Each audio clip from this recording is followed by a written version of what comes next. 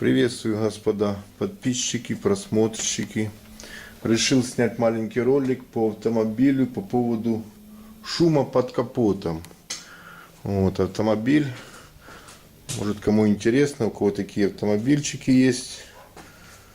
Volkswagen. И неделю вот катаюсь, и звук якобы передние опорные подушки, вот, которые здесь находятся.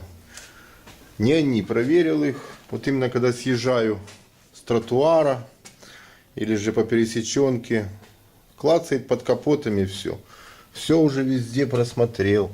Даже вот эти шланги вот на герметик посадил, на герметик, все везде, чтобы ничего не телепалось. Оказывается, была вот эта вот заводская бесшумка подкапотная, теплоотвод. Вот я посадил на герметик. Видите, полностью на герметик. Вот.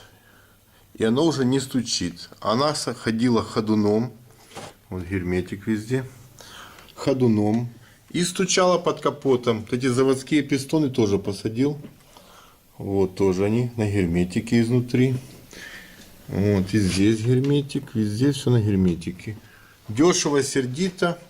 Правда, он сох у меня ночь. Я поставил подпорочки деревянные отсюда вниз.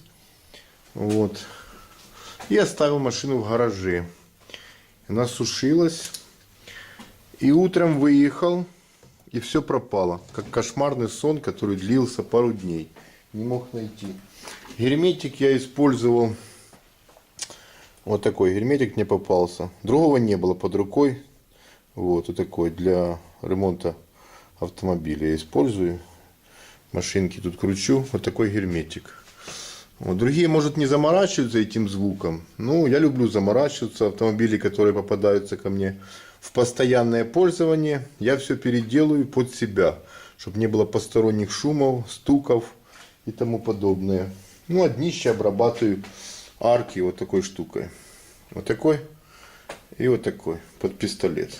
Вот такой. Спасибо за просмотр всем. Так что, если интересно, тоже посмотрите свои автомобили такие. Там это заводской брачок, оно шелестит.